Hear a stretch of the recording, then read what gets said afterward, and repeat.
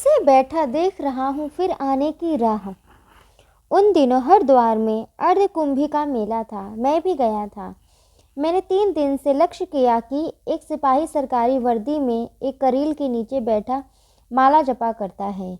तीसरे दिन मैं उसके पास गया।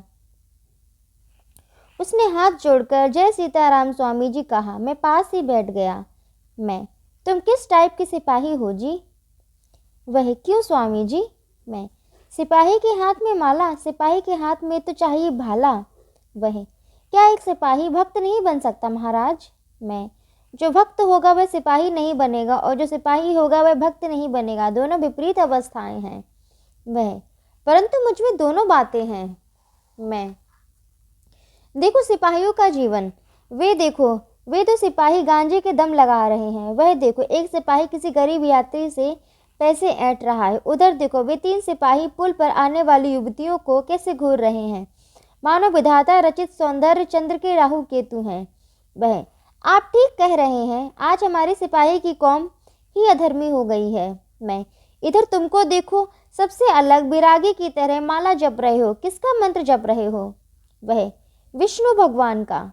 मैं, मंत्र किसने दिया? वह, मेरे गुरु ने। मैं, तुम्हारा गुरु कौन है? वह, मेरी स्त्री।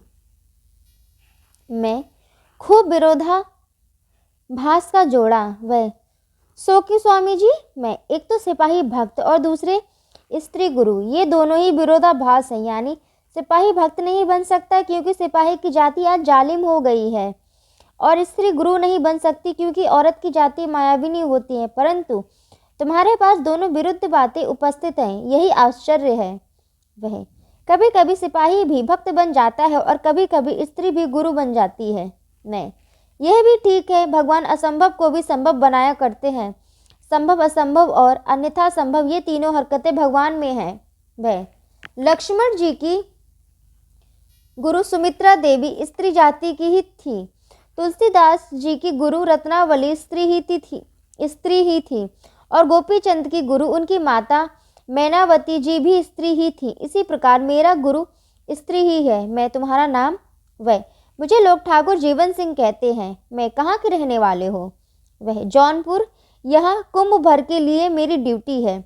मैं, अच्छा, तो जीवन सिंह जी आप अपनी कहानी सुना जाइए। जीवन सिंह ने माला रख दी और कहने लगा, आप नहीं मानते तो सुन लीजिए मेरी विचित्र कहानी। मैं, क्योंकि तुम्हारी कहानी में अवश्य कोई अघट घटना होगी। जीवन सिंह, अघट घटना जरूर है, उसी घटना ने मुझे पागल बना दिया है।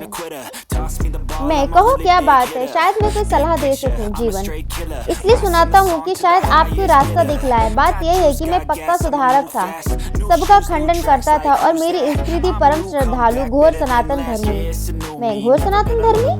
जीवन, घोर नहीं बल्कि घनघोर सनातन धर्मी। मैं, इससे क्या मानी? जीवन, उसने आंगन में तुलसी का वृक्ष लगा रखा था और एक मूर्ति शालग्राम जी की रख दी थी कि जो उसके गुरु उसे दे गए थे। तुलसी के घरौंदे में भगवान विष्णु जी की तस्वीर टंगी थी। रोज सवेरे उठकर वह स्नान करती और ठाकुर जी की पूजा करती थी, रामायण पढ़ती और विष्णु सहस्त्र नाम का पाठ करती थी, तब जाकर किसी से बात करती थी। मैं, उसका नाम क्या था? जीवन, वह मर नहीं गई है, उसका नाम गोमती देवी है। 3 पुत्र तथा एक कन्या की माता है। मैं, अच्छा, आगे कहो। जीवन, एक दिन रात को मैंने उससे कहा कि कप्तान साहब मुझ पर नाराज है, एक दिन सलाम नहीं किया, इसी से नाराज हो गया है। मेरा तबादला उस पापी ने अल्मोड़ा कर दिया है। गोमती, अल्मोड़ा कहाँ है? जीवन, जहाँ के हमारे मुख्यमंत्री और प्रसिद्ध कवि दोनों पंत जी हैं। वह एक पहाड़ी जिला है, वहाँ के लोग बड़े रूखे माने जाते हैं, यहाँ से बहुत दूर है, धरती के छोर पर समझो। गोमती, तो क्या करोगे? जीवन, इस्तीफा दूंगा। गोमती, गुजर कैसे होगी? जीवन, खेती करूंगा, उत्तम खेती ही है, नौकरी तो निष्कृष्ट है। गोमती, घबराओ मत घबराओ, मैं अपने भगवान विष्णु भगवान से प्रार्थना करूंगी, तुम्हारा तबादला मनसूख हो जाएगा। जीवन, मैं कप्तान के पास जाकर तबादला रोकने की प्रार्थना कदापि नहीं करूंगा। गोमती, मत करना।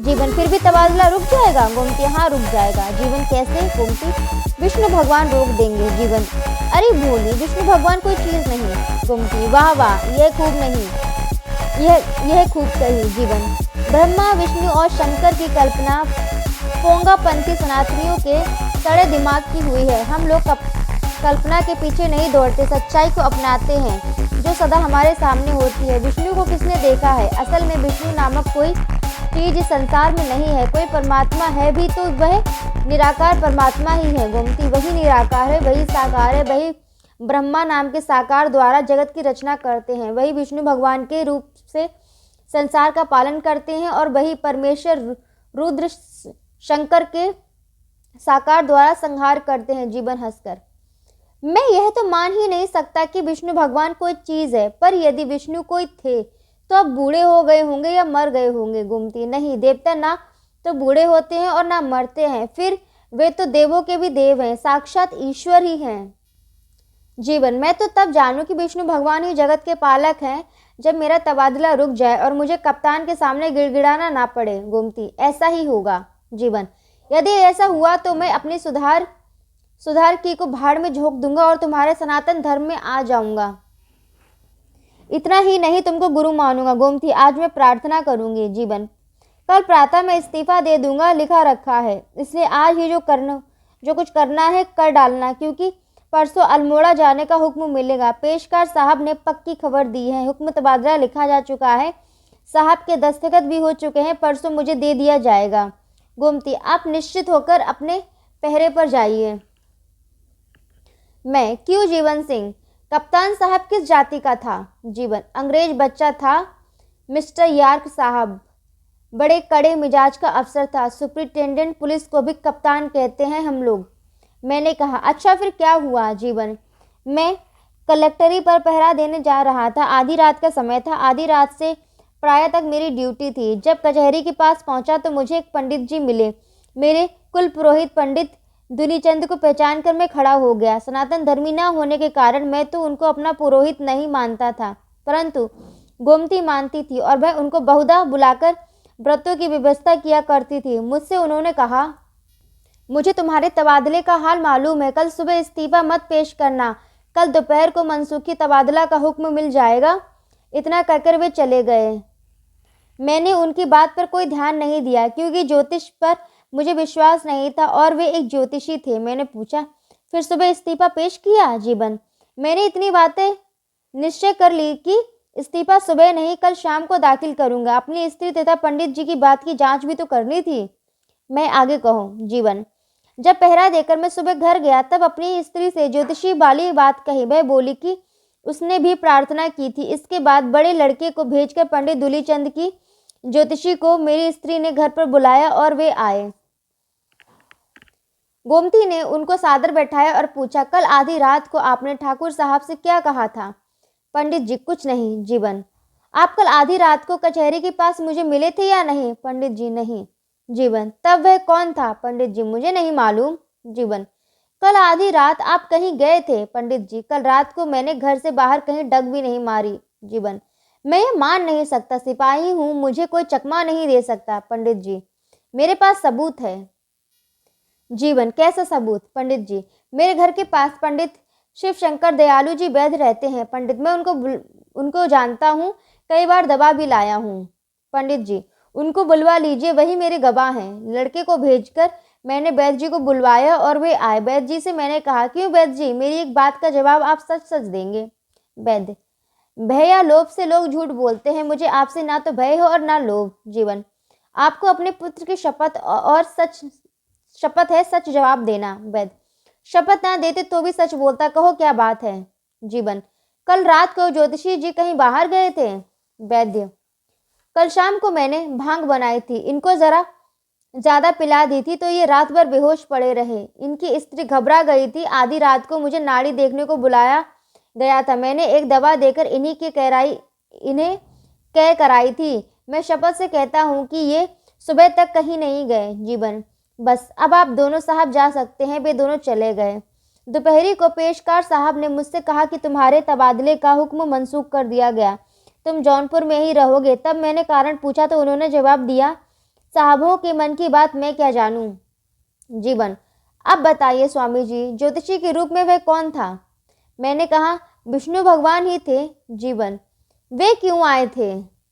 मैं, तुमने कहा था कि विष्णु जी मर गए, सो वे हाजिरी देने आए थे कि मैं अभी नहीं मरा हूँ। जीवन: लेकिन मैं तो मर गया, उसी समय से मैं पागल हो गया हूँ। यदि मैं जानता कि विष्णु भगवान ही ब्राह्मण के रूप में खड़े हैं तो मैं उनके चरण पकड़ लेता, भक्ति का वरदान मांगता। मैं: तुमको दर्शन हो गया, तुम धन्य हो। बड़े बड़े भक्तों को उनका दर्शन नहीं होता, फिर इस कलयुग में तो और भी कठिन बात है। जीवन: मेरी स्त्री ने हरि शरणम वाला मंत्र मुझे दिया, उसी मंत्र को माला पर जपा करता हूँ और तब से बैठा देख रहा हूँ फिर आने की राह। मैं: इस प्रकार तुमको सुधारी का भूत छोड़ गया। जीवन: मैंने समझ लिया कि इस सुधार की में कुछ तथ्य नहीं है, केवल हठ धर्मी ही है। ज्ञान तो इसमें नहीं के समान है, यथार्थ ज्ञान से इसका कोई संबंध नहीं। मैं: ठीक है। जीवन: क्यों स्वामी जी, अब क्या फिर दर्शन नहीं होंगे? मैं क्या जानूं साहबों के मन की बात। यदि वे प्रसन्न हो जाएं तो प्रतिदिन दर्शन दे सकते हैं, प्रसन्न ना हो तो सात जन्म ना मिले, विष्णु भगवान समान ना आन। जीवन: मैं प्रयत्न तो यही कर रहा हूँ कि एक बार फिर मिले। मैं: किए जाओ प्रयत्न मेरे प्यारे, यह प्रयत्न ही मनुष्य जीवन का सबसे बड़ा फल है। जीवन: यही मेरे जीवन की एक अघटन घटना है। मैं: खूब है भैया, तुम सचमुच अजीब सिपाही हो।